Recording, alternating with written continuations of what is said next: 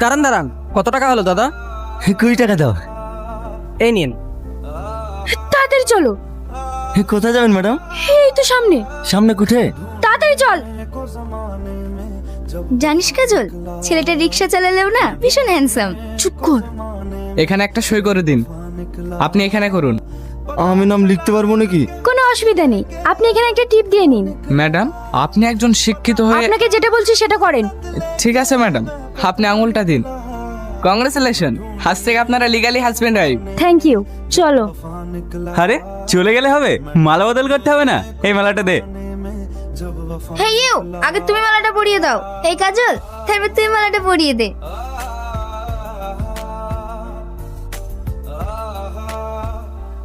কি হলো, দাঁড়িয়ে গেলে যে? এসো।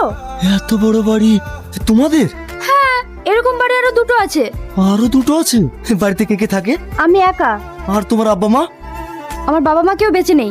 তুমি যে বলে তোমার আব্বা মা অন্য জায়গায় তোমার জোর করে বিয়ে দিয়ে দিছে? সবটাই নাটক ছিল। আর কিছু বলার আছে? নাটক? কিন্তু কেন? অত কৈফিয়ত তোমাকে দিতে পারবো না। যাও ঘরে গিয়ে বসো। আপনি আমাকে ডেকেছেন ম্যাডাম? হ্যাঁ, এখানে বসুন। যেটা বলার জন্য আপনাকে ডেকেছিলাম, আমি আজকে বিয়ে করে ফেলেছি। হোয়াট? কাকে? কেন, আপনি খুশি হননি? আরে অবশ্যই খুশি হয়েছি। ছেলেটাকে সেটাই জানতে চাইছিলাম। ওকে আপনি চিনবেন না, ও একটা রিক্সাওয়ালা। হ্যাঁ, যেটার জন্য আপনাকে ডেকেছিলাম। আপনি তো বলেছিলেন আমার বিয়ের পর আমার বাবার যে সম্পত্তি আছে সব আমার নামে ট্রান্সফার হয়ে যাবে। এবার সেই প্রসেসটা চালু করুন। সেটা সম্ভব নয়। সম্ভব নয় মানে? আবার কি প্রবলেম হলো? আসলে আপনার বাবা মারা যাওয়ার 1 মাস আগে নতুন একটা উইল করে গেছেন। সেই উইল অনুযায়ী আপনার বাবার সমস্ত সম্পত্তি আপনার হাজবেন্ডের নামে ট্রান্সফার হয়ে যাবে। হোয়াট? নিজের সন্তানের সাথে কেউ এরকম বেইমানি করতে পারে? কি অন্যায় করেছিলাম আমি? দেখুন ম্যাডাম, আপনি আপনার বন্ধু বান্ধবের পেছনে যেভাবে টাকা নষ্ট করেছেন, এটা দেখে আপনার বাবা এই সিদ্ধান্তটা নিয়েছেন। তাহলে এটা আপনি আমাকে আগে বলেননি কেন?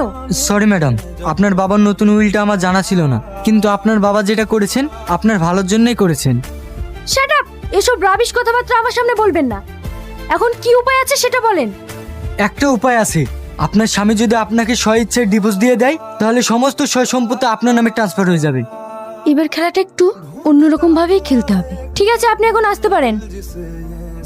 কি হলো, কিছু বলবে? আমার খুব ঘুম আসছে। হ্যাঁ তো ঘুমাও। How dare you! তোমার সাহস কি করে হয় আমার বেডে শোয়ার? অনকালচার গিয়ে ভূত কোথাকার। বিয়ের পরে তো স্বামী স্ত্রী এক জায়গাতেই থাকে। What? Oh my God! Listen, you are just like a tissue paper. আমরা কেবল খাতা কলমে স্বামী স্ত্রী। আমি তোকে কোনোদিন স্বামী হিসেবে মানবো না, আর তুইও আমাকে ভুলেও কোনোদিন তোর বউ ভাববি না। তাই যদি হয় তাহলে তুমি আমাকে জোর করে বিয়ে করলি কেন? তোর মতো সামান্য একটা রিক্সাওয়ালাকে সব প্রশ্নের উত্তর দিতে হবে? Get lost! কার করে ডেকে বলবো চলো। তুমি এত ভীতু কেন? জোর গলায় বলতে পারলে না যে তুমি আমাকে বিয়ে করবে? দেখো, আজ পর্যন্ত আমি আব্বার মুখের উপর কোনোদিন কথা বলিনি, কিন্তু যেভাবেই হোক আমি আব্বাকে রাজি করাবো। থাক, তোমাকে রাজি করাতে হবে না। তোমার আব্বাকে আমি রাজি করাবো। টনি, তুই আবার এখানে কি করতে এসেছিস? তোর মতো বেইমানের সাথে আমি কথা বলতে আসিনি। আমি টনির সাথে কথা বলতে এসেছি। টনি, আজ আমি প্রমাণ করতে এসেছি যে আমি সালমারও সাথী। আরে চুপ করো তো, সবসময় আর কি ভালো লাগে না? এমনিতে আজকে আমরা একটা প্রবলেমের মধ্যে আছি, তার মধ্যে কি ব্যাপার? তুমি এখানে কেন এসছো? আপনাকে আমার একটা কথা বলার আছে। আমি কোনো চোরের মেয়ের সাথে কথা বলতে চাই না। আঙ্কেল, আমি জোরের মেয়ে নয়। আমার আসল পরিচয় দেওয়ার জন্য আপনার কাছে এসেছি। মানে? আগে বলুন, আন্টি কোথায়? স্নান করছে। আমি সাথী, কিন্তু টনি জানে যে আমি সালমা। সেদিনকে আমরা যখন একসঙ্গে পার্কে গিয়েছিলাম। ও, তার মানে তুমি জাকিরের মেয়ে? হ্যাঁ। তুমি টনির সামনে কতদিন সালমার সাথে থাকবা? ও তো একদিন না একদিন জেনে যাবে। সেদিন সেটা আমার উপর ছেড়ে দিন। টনি কোনোদিনও জানতে পারবে না। ঠিক আছে, তোমার আব্বাকে বলে দিও আগামী 1 সপ্তাহের মধ্যে তোমাদের বিয়ে দেবো। আমার তো ভাবতেই অবাক লাগছে, আমার আব্বার মতন জেদি মানুষকে তুমি কি করে রাজি করালে? টনি, ভালোবাসাতে সবকিছুই জয় করা যায়। সাথী, হে নে আমার বিয়ের কার্ড। সামনে শুক্রবারে আমাদের বিয়ে, তুমি কিন্তু অবশ্যই যাবে। কি রে, মন খারাপ হয়ে গেল মনে হচ্ছে? অবশ্য হওয়ারই কথা। চ্যালেঞ্জ করেছিলি আমার বয়ফ্রেন্ডকে নাকি তুই ঠকাবি, সেটা তো আর পারলি না।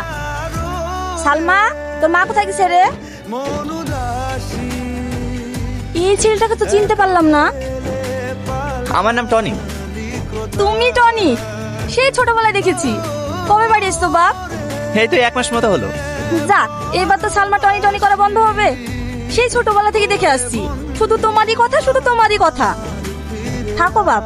এই সালমা, তোর মা আসলে পাঠিয়ে দিস, একটু দরকার আছে। তুমি তো ভীষণ জেদি। বান্ধবীর সঙ্গে চ্যালেঞ্জ জেতার জন্য পাড়ার কাকিমাকে রেডি করে রেখেছো। টনি, তুমি আমাকে এখনো ভুল বুঝছো। আমি তোমার সালমা। আমি কি করলে তুমি বিশ্বাস করবে বলো তো? জানো টনি, আমাদের স্কুলের মধ্যে সব থেকে ভালো কান্নার অভিনয় করতে পারে সাথী। সে তো দেখতেই পাচ্ছি। ভালো আছেন শাশুড়ি মা? কি ব্যাপার আপনি? মনে করিয়ে দিতে আসনু। 2 মাস তো প্রায় হতেই চললো, আর মাত্র 7 দিন বাকি। টাকা তো জোগাড় করতে পারবেন না, সেটা আমিও জানি। তাহলে বিয়ের জন্য কেনাকাটা শুরু করি। বিয়ে? হ্যাঁ, আপনাকে চিন্তা করতে হবে না। বিয়েতে যা খরচা হবে সব আমিই করব। এই শাশুড়ি মাকে 5,000 টাকা দে দে দে দে দে। না না, আমি আমার মেয়ের জীবন নষ্ট করতে পারবো না। আমাকে আর কিছুদিন সময় দিতে হবে। না না, এভাবে কথা উল্টো পাল্টা হবে বলেই তো আমি ড্যামি করে রেখেছি। এবার আর কথা নড়চড় হতে দেব না। 1 সপ্তাহের মধ্যে টাকা দিতে হবে, আর না হয় শালুয়ার সঙ্গে বিয়ে দিতে হবে। বলো বলো, কোনটা হবে? বিয়ে হবে। বিয়ে হবে? হ্যাঁ, আমার মা কোনোদিনই টাকা জোগাড় করতে পারবে না। আপনি বিয়ের ব্যবস্থা করুন। বাবা বাবা বাবা, আজকে আমার খুব আনন্দ হচ্ছে। এক্ষুনি চাকরার কাছে গিয়ে 5 ভরি সোনার মালা গড়াতে দেব। তাহলে ওই কথাই রইল। এই চল চল চল চল চল। এটা তুই কি বললি মা? তুই মহেশ বাবুকে বিয়ে করবি? কি করবো বলো মা?